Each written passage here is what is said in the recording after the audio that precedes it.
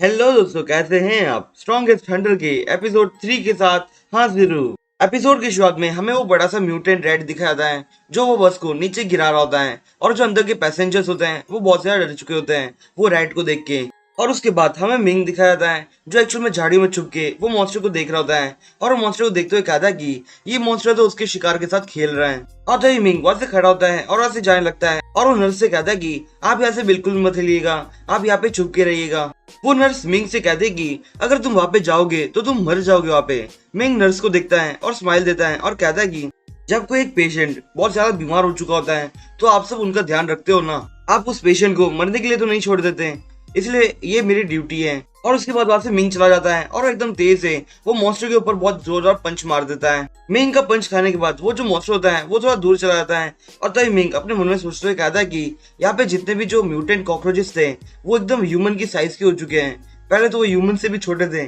पर अब बहुत ज्यादा बड़े हो चुके हैं और वो बहुत ज्यादा स्ट्रांग भी है। और ऊपर से जो मेरे सामने जो रैट है उसकी जो हाइट है वो एक्चुअल में एक बिल्डिंग के बराबर है। अगर इस बंदे ने मुझे एक पंच भी मार दिया तो जो मेरे अंदर हड्डियां है उसका चूरा बन जाएगा, और उसके बाद मेरे पास जितनी भी कॉम्बैट एबिलिटीज आई थी वो सब की सब चली जाएगी। पर तभी उतने में ही वो जो रैट होता है वो मिंग के ऊपर अटैक करता है, पर मिंग वहां से बच जाता है, और वो अपने मन में कहता है कि ये जो रैट की बॉडी है वो शायद बहुत ज्यादा फ्लेक्सिबल है। पर तभी उतने में ही वो फिर से मिंग को अपने मुंह से पकड़ने वाला होता है, पर मिंग वहां से बच जाता है और कहता है कि भले कुछ भी हो जाए मैं इस मॉन्स्टर को अपने आप को टच भी नहीं करने दे सकता। और उसके बाद मिंग वहां से एकदम तेज से भागने लगता है और अपने मन में कहता है कि मुझे सबसे पहले तो इस मॉन्स्टर को उस बस से थोड़ा दूर ले जाना चाहिए। और मिंग जैसे ही थोड़ा दूर चला जाता है वैसे ही वो जो मॉन्स्टर होता है पीछे वो अपने मुंह में एक कार को पकड़ता है, और वो मॉन्स्टर जैसे ही मुंह में अपनी कार पकड़ता है वैसे वहां पे मिंग आता है और वो बहुत जोरदार पंच मारता है, और उसके एक ही पंच के कारण वो जो मॉन्स्टर होता है वो सीधा दीवार पे जाके लग जाता है और वो बहुत बुरी हालत में होता है। मिंग वो मॉन्स्टर को देखते हुए कहता है कि मुझे ऐसा लगता है कि ये शायद बेहोश हो चुका है,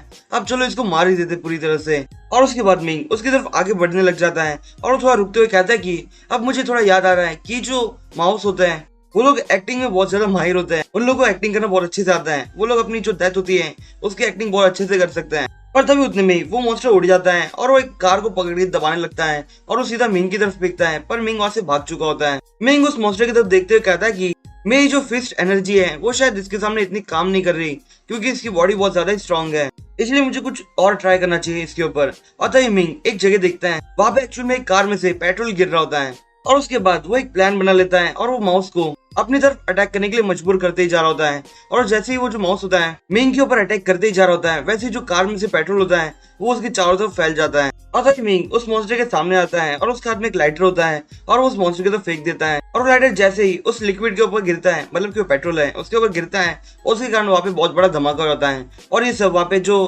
बस के अंदर जो पैसेंजर्स थे वो सब देख रहे होते हैं, और अब जो कि वहाँ पे बहुत ज्यादा फायर हो चुकी है उसके कारण वहाँ पे जो मॉन्स्टर था वो बहुत ज्यादा डरने लग जाता है। और तभी मिंग अपना हाथ उस फायर के अंदर डालता है और कहता है कि अब जो कि यहाँ पे फायर आ चुकी है तो मैं इस पावर को अपने अंदर कंज्यूम करता हूँ और अपनी पावर को मैक्सिमाइज कर सकता हूँ इसके बाद। और उसके बाद मिंग अपने हाथ में उस फायर को कलेक्ट कर लेता है, और उसके बाद मिंग अपने हाथ में उस फायर को ले लेता है और उसके बाद उसी फायर से एक फिस्ट बनाता है, और वहाँ पे जो मॉन्स्टर होता है वो वहां से भागने की कोशिश कर रहा होता है, पर उसको चारों तरफ फायर है तो वहां से जा नहीं सकता। और उसके बाद मिंग वहाँ पे उसे बहुत जोरदार पंच मार देता है, और उसके इसी पंच के कारण वहाँ पे जहाँ पे उसने पंच मारा था उस पूरे एरिया के अंदर पूरा एक फायर का गड्ढा टाइप हो गया था। और ये सब देखने के बाद वहाँ पे डॉक्टर के बाजू में एक पेशेंट खड़ा होता है और वो बहुत ज्यादा हैरान हो चुका होता है और कहता है कि ये बंदा क्या एडवांस्ड हंटर है, क्योंकि उसने इतने बड़े रैट मॉन्स्टर को मार दिया, ये बहुत अजीब सी बात है। और उसके बाद वो बंदा डॉक्टर से पूछता है कि डॉक्टर क्या ये हमारे ही हॉस्पिटल का पेशेंट है? वो नर्स उससे कह दे कि हाँ ये हमारे हॉस्पिटल का पेशेंट है,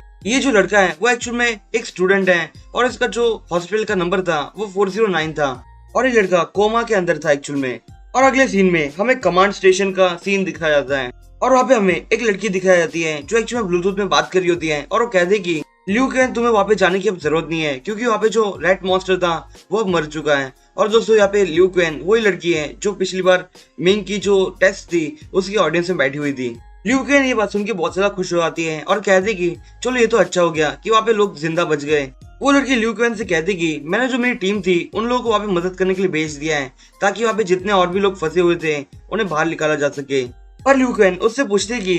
क्या तुम्हें पता है कि उस बड़े से मॉन्स्टर को किसने मारा था? क्योंकि मुझे पर्सनली जाके उसे थैंक यू करना है, क्योंकि उसने वहाँ पे बहुत से लोगों को बचाया था। वो लड़की ल्यू कैन से कह देगी एक्चुअली मुझे इस बारे में बिल्कुल भी नहीं पता, मुझे ऐसा लगता है कि वहाँ पे एक अनरजिस्टर्ड हंटर गया था जो उन मॉन्स्टर्स को मारने के बाद वहाँ पे उन लोगों को बचा चुका था। और उसके बाद वो लड़की ल्यू क्वेन से पूछती कि क्या तुम्हें पॉल्यूशन का सोर्स मिल चुका है क्या, पर सामने से ल्यू क्वेन कुछ बोलती नहीं है। और तभी वो लड़की ल्यू क्वेन से कहते कि मुझे ऐसा लगता है कि अब जो कि बहुत सारे मॉन्स्टर्स मर चुके हैं, पर इसका मतलब ये नहीं होता कि सारे जो मॉन्स्टर्स हैं वो मर चुके हैं। मुझे ऐसा लगता है कि वहाँ पे और भी ज्यादा मॉन्स्टर्स हो गए, इसलिए हमें जल्दी करनी होगी और वहाँ पे जो साउथ वेस्ट के अंदर जितने भी लोग हैं हमें वहां से निकालना होगा और उस जगह को सील कर देना चाहिए, क्योंकि वहाँ पे बहुत सारे डेंजरस मॉन्स्टर्स भी हो सकते हैं। और उसके बाद हमें अगले सीन में मिंग दिखाया जाता है जो एक्चुअली में एक जगह बैठा होता है और वहाँ पे नर्स उसके हाथ पे दवाई लगा रही होती है क्योंकि उसको थोड़ा चोट लगी थी। वो नर्स मिंग से कहते कि तुम तो बहुत ज्यादा स्ट्रांग हो, अगर तुम यहाँ पे नहीं होते तो हम सभी के सभी यहाँ पे मारे जा चुके होते। मिंग ये बात सुनने के बाद जरा सा शर्माता है और तभी वहाँ पे एक लड़की दिखाई जाती है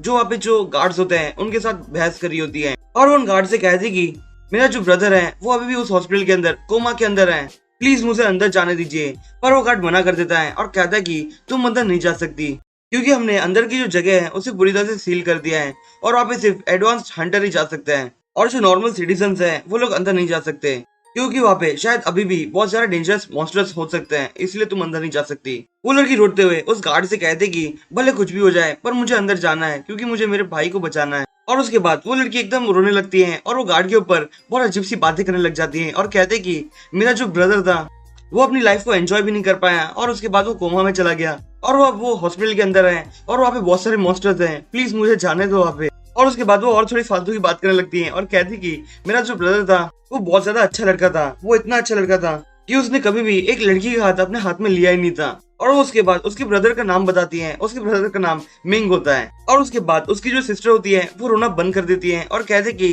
अब भले कुछ भी हो जाए मैं अपनी लाइफ को रिस्क में डालना पड़े तो डालूंगी, मैं अपने ब्रदर को बचा के रहूंगी, अगर मेरा भाई मर चुका होगा तो मैं भी मर जाऊंगी उसके साथ ही। ये बात मिंग सुन लेता है और कहता है कि ये क्या अजीब सी बात कर रही है और वो एकदम अजीब सी शक्ल बनाता है। दोस्तों वीडियो एंड करूँ उससे पहले आप मुझे कमेंट सेक्शन में बताइए कि आपको ये सीरीज कैसी लग रही है। दोस्तों आज के लिए बस इतना ही, मैं आपसे फिर मिलूंगा इस सीरीज के अगले एपिसोड के साथ, तब तक के लिए बाय।